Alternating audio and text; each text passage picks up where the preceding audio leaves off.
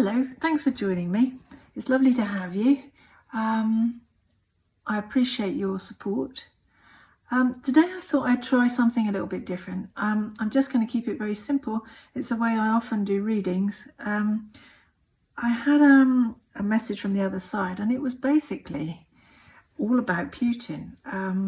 It was very short and very concise, but it was when I was listening to the news, and there was a discussion, and I could see, or I was shown, Putin's head turning, and it was like he had a head like a snake. And I just know, probably you don't have to be a psychic to know this, but I could feel every bit of him was feeling he held all the cards.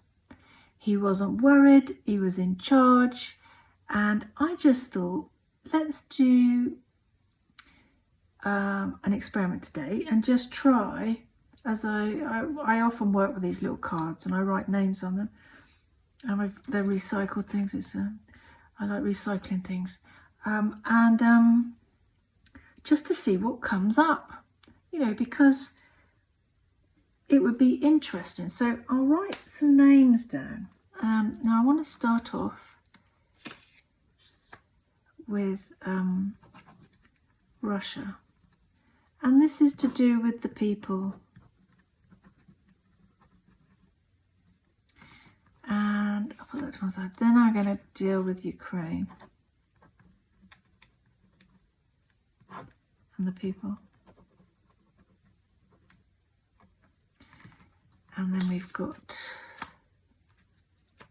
Trump,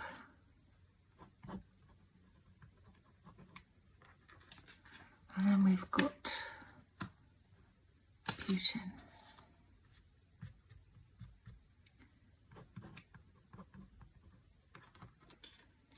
and then we've got Zelensky,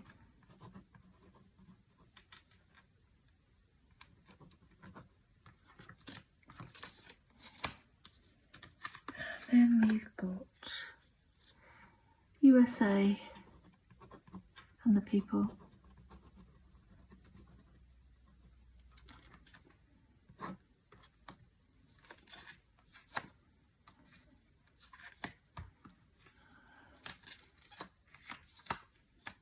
and let's include a few more. So we've got Europe, put that in there, and let's put in Starmer, and I'm going to keep the people of the UK separate because it might be that they have a different view. UK and the people.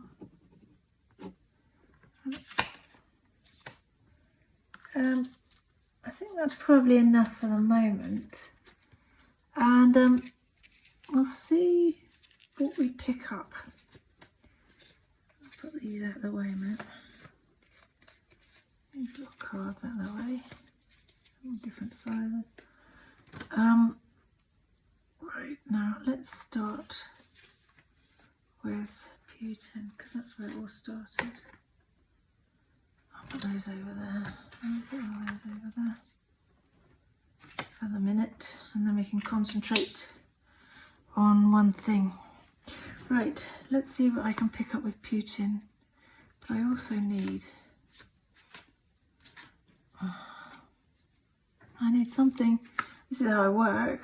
I need something to push against. So let's have Putin and the Ukrainian people. Well, Putin thinks that he has complete control over the Ukrainian people. He thinks that he has the right to have control over the Ukrainian people, and that is unquestioned. And I picked that up. He doesn't even turn to consider an alternative. He has the right. That's what he wants, and that's what he wants to do. And the fact that the Ukrainian people are being murdered and bombed, he says, well, that's their fault for not complying. That's what I pick up. He would say that it's their fault they should agree to what he suggests in that he takes over the country, and he says that it's his right, and you made me, which is what tyrants always say, isn't it? You made me hit you. You made me attack you. You made me, because it wasn't the same as what I wanted, and I want what I want. That's Putin. And he's immovable. He has no question. That is what he's like, an iron bar. And he also has a huge backing with his government too. So I don't see that his government, well, certainly not here. We might have a look later. Something might come up which is a bit more revealing, but at the moment the Ukrainian people are on the run, and Putin has gotten by the throat. So that's as far as Putin goes. Now, I'll put that out of the way. If I put Zelensky is tired. He's very tired of this battle. I picked that up. It's exhausting for him. He feels it all. He sees his people dying. He sees the mess of his country, that it's all been bombed and destroyed. And he's finding it tough, I have to say. And of course, it's been a long time that this has been going on, years. So he's exhausted. Zelensky is exhausted by it. And also, of course, he's the go-between, because he has to deal with Europe and all the heads of Europe. And so that puts him in a tough situation too, because he's in the middle. His people are being killed. His country's being stolen. And he has to try to get Europe and America to support him in order to fight back. Now, I heard that America have prohibited, I listened to the news and I heard somebody say, please understand, I'm not an expert in this, but I heard somebody say, a reporter say, that America had prohibited Ukraine from using big missiles against Russia. So they're not allowed to send in big missiles to bomb Russia. But it sounds like they're finding other routes, doesn't it? As they hit using their drones, which hit a nuclear. Well, when it fell, actually, it hit a nuclear because it was shot out of the sky, and then it hit a nuclear site. So Zelensky and Putin, Putin always feels like the stronger figure, but that doesn't mean that he actually is. It's just when I'm reading it with the two of them together like this. Now, if I look at Putin and Starmer, well, Starmer feels like it's all quite a long way away, and it's a little, it's distant for him. Although it's close politically, particularly with his allies that he works with in supporting Ukraine, Starmer, Putin, if Putin was looking at Starmer, he'd be putting two fingers up at him, and that's a bit rude, but that would be what he would be doing. He thinks he's not even worth acknowledging, to be honest with you. So that's not a good sign for Starmer, certainly in terms of if he thinks he's got any clout. So that's a little bit of a concern. And so when it comes to Trump, Putin feels Putin feels like he has an ally in Trump because he holds cards. Trump is not telling us everything. Trump is going to do some deals with Putin, and that's also why he wants it over. He's sick of it, really. He's sick of this business with Ukraine.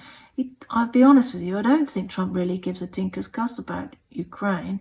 I think he's more interested in a relationship he can build with Putin, and to gain, I think it would be to do with the deals he can make in terms of goods, whether it's minerals or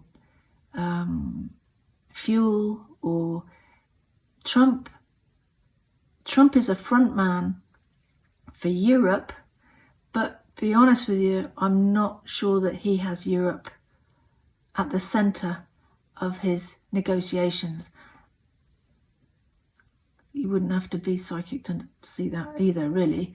But I would say that Trump has another agenda, and he wants to get on with it, and he wants it moving by next year.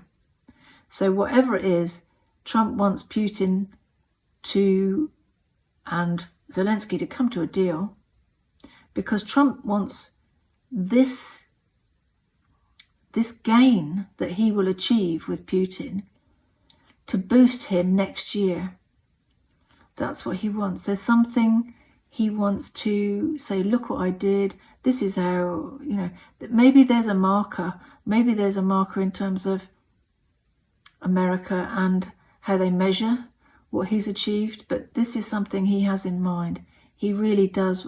He doesn't, don't get me wrong, he doesn't like Putin particularly, but he knows he's a useful fella. And that's what matters to Trump.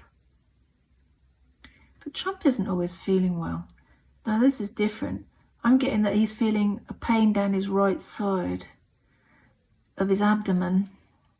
So perhaps perhaps that's something he's always suffered with. And it goes into his hip, interestingly. It's something he takes medication for, or he can clear up. It comes and goes. But it drags him down. That's what I would say. It drags Trump down when he gets this illness. And it absorbs his time and energy. That's what I would say. So if I put that away, Putin is like an iceman. He doesn't really feel anything or see anything. He just controls. He's like a machine. He presses the buttons and everybody does it. Now, let's have a look let's put how the US people feel about Putin. I don't get very much, really. I think that they're more interested in what Trump can do to save Europe, if you like, from Putin. I think they just like I think when I pick this up, I would say that the people of America are more interested in aggrandizing Trump through this process of peacemaking rather than any particular outcome. I don't think they're that fussed.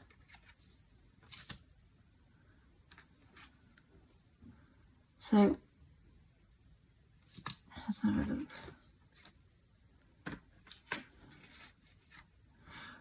When it comes to the UK people, if I look at us in the UK, I would say that most people feel for Ukraine.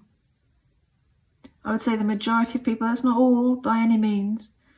There will be people who feel that Russia is entitled because of their feelings about Ukraine and the history. But I would say that the UK people predominantly have sympathy for the Ukrainian people and actually really don't like Putin. And actually they think that he's got off light to date. And I also don't think that the UK people are very enamoured with the way Trump is dealing with it, if I'm honest. I think people feel that humiliating Zelensky, I think humiliating Zelensky when Trump had him on telly, I think that was a horrible, it was a sort of a, well, I can't think of a nice word to say, but it was a horrible and bullying and indiscriminate thing to do to somebody who was fighting a war and trying to save people's lives. And I think that the UK people have more sympathy for Zelensky than Trump realises, actually. And Putin doesn't care, of course. He'll be back.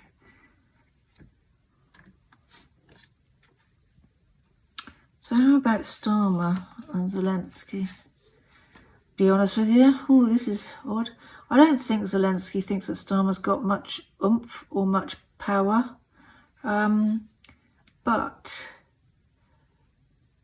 I don't even think Zelensky particularly likes Starmer, if I'm honest.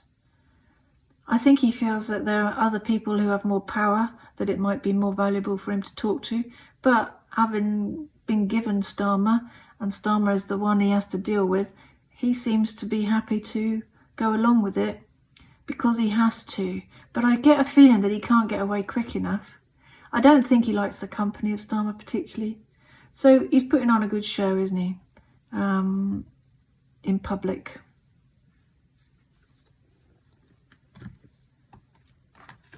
And when it comes to Trump and Zelensky,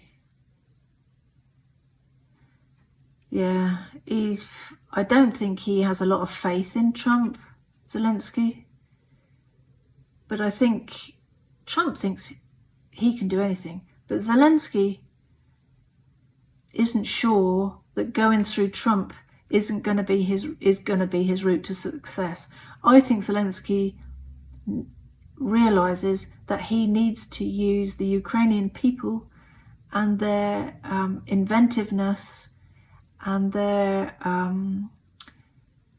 strength to fight in order to find ways of beating Putin. And it may not be the conventional routes, which is why I suppose they're using a variety of man-made things that perhaps go under the radar and which hit targets. It suits them better to use drones.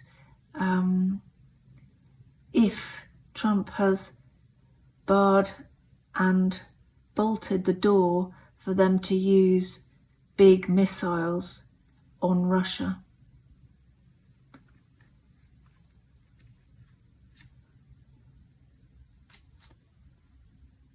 So let's sum up. When it comes to Ukraine, I do feel that they're going to lose some of their territory, as I've said before. Will there be a peace deal? They don't indicate to me, Spirit doesn't indicate to me that there will be a peace deal, but that doesn't mean that it won't be on paper, but whether it will hold is another matter. It won't hold, they just said to me.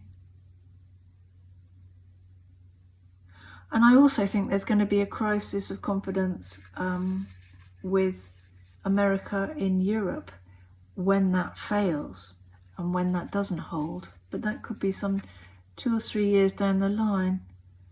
But the Ukrainian people, excuse me, are going to have to forfeit some of their land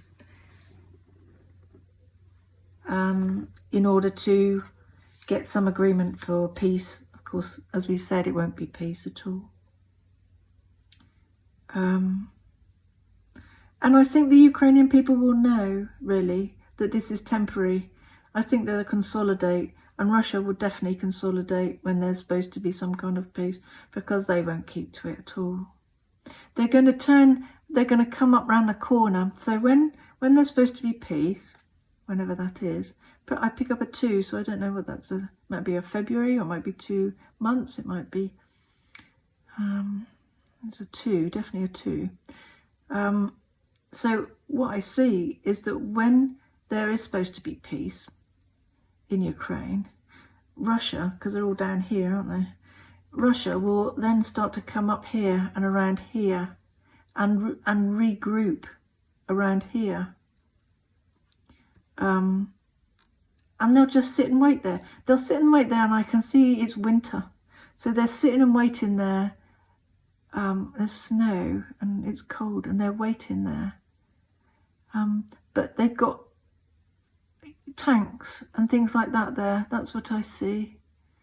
And the soldiers are there in their big, I can see big grey coats, and big boots and big hats and they're all up this side here, and they're sort of waiting, but I don't know what they're probably waiting for orders, I suppose, or they're waiting for. What are they waiting for? Are they waiting for orders? No. Are they waiting for a change in the weather? Nope. Are they waiting for a change in policy or government? Oh, it might be to do with politics and government. So maybe they'll wait. Oh dear. Maybe they're going to wait until there's some kind of, maybe Zelensky won't get in again if there's another vote. And maybe they'll wait until the country are preoccupied, and then they may decide that they want to start to move again. And it will be seen, and people say, oh no, they're moving again, the Russians are moving their troops again. But oddly, nothing ever seems to stop them. Nobody ever seems to stop them politically. Of course, I don't suppose any of this will stop until Putin is finally stopped, because he's the man on with the power and who's guiding everybody. Anyway, not a conventional reading, but I hope you've enjoyed it, and I hope you found it interesting, at least, even if there's no solution and no sort of bright light at the end of it. At least perhaps you have an idea of the way things might go. I'd like to thank you very much for joining me. It's a great pleasure having you, and thank you very much, and I hope to see you again soon. You take care. Bye.